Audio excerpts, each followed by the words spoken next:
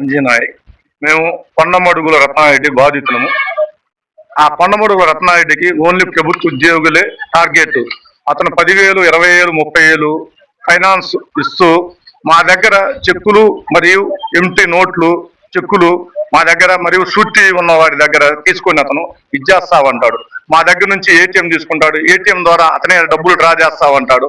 ఆ ఏటీఎం డబ్బులు అతను వడ్డీ మరియు అసలు తీసుకొని మాకు మిగతా అమౌంట్ మాకు ఇచ్చేవాడు. మా అప్పులు తీరిపోయిన తర్వాత కూడా మా ఖాళీ చెక్కులు, నోట్లు ఇవ్వకుండా కాలక్రమేణా అతను ఇస్తా అని చెప్పేసి మమ్మల్ని నిర్లక్ష్యం చేసి మమ్మల్ని అతను చాలా ఇబ్బంది పెడతా ఉన్నాడు.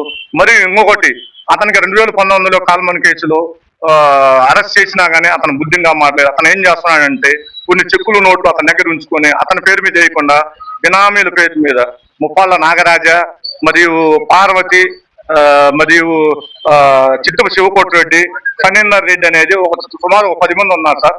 ఆ 10 మంది బినామీల చేత వేసి ఈ ప్రభుత్వ ఉద్యోగుల్ని అందరు క్లాస్ 4, క్లాస్ 3 ఎంప్లాయీస్ ఉన్నారు సార్. చెక్ బౌన్స్ కేసులు, మళ్ళీ నోట్లు వేసి శాలరీ అటాచ్మెంట్ చేయడం, విపరీతమైన హెరాస్మెంట్ సార్. ఇంకోటి, మళ్ళీ ప్రభుత్వ కార్యాలయాల దగ్గరికి రావడం, ఇళ్ల దగ్గరికి వెళ్ళడం, రౌడీల్లో పంపించడం, ఇళ్ల దగ్గర మా భార్య పిల్లల్ని వేధించడం, ఆఫీసుల దగ్గర వేధించడం. ఇచ్చేసాం సార్, మొత్తం ఇచ్చేసాం. ఏటీఎం ట్రాన్సాక్షన్ ద్వారా కొంతమంది ఫోన్ పేల ద్వారా మేము ఎటువంటి రూపాయి కూడా అతనికి ఇది లేదు.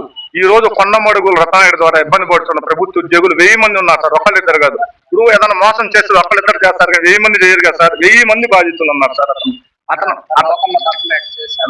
అనేక మార్లు చేశాం సార్. ఒక్కసారి కాదు, ఎక్కడ మాకు రెస్పాన్స్ లేదు. ఈ ఎస్పీ ఆఫీసుల చుట్టూ తిరుగుతానే ఉన్నాము. తిరిగినా కానీ మాకు ఎటువంటి ఉపయోగం లేదు. మాకు తక్షణమే అతని మీద చాలా కేసులు ఉన్నాయి సార్. రౌడీ షీట్ కూడా ఉంది. పీడీ యాక్ట్ ఓపెన్ చేయమంటున్నాం. పీడీ యాక్ట్ ఓపెన్ చేస్తే ప్రభుత్వ ఉద్యోగులందరూ బాగుపడతారు, వాళ్ళ సమస్యలు తీరుతాయి. అతను అన్ని దొంగ సంతకాలతో పెట్టించి కేసులు వేయటం. తక్షణమే అతన్ని అరెస్ట్ చేయాలి. ఇప్పుడు దాదాపు పీడబ్ల్యూ కేసు అతనికి కేసులు ఉన్న ఒక్కటి వయసులు కూడా వాయిదాలు రావట్లేదు. పట్టించుకోవట్లేదు అతను ఎవరిని. ఎన్బిడబ్ల్యూలు ఉన్నాయి, ఎవరు పట్టించుకోవట్లేదు, అరెస్ట్ చేయట్లేదు అతను. మేము మాత్రం తిరిగి మా కాళ్ళు అరిగిపోతున్నాయి. మేము ఎంతో ఇబ్బంది పడుతున్నాము. దీనికి తక్షణ చర్యలు తీసుకోవాలని కోరుతున్నాము.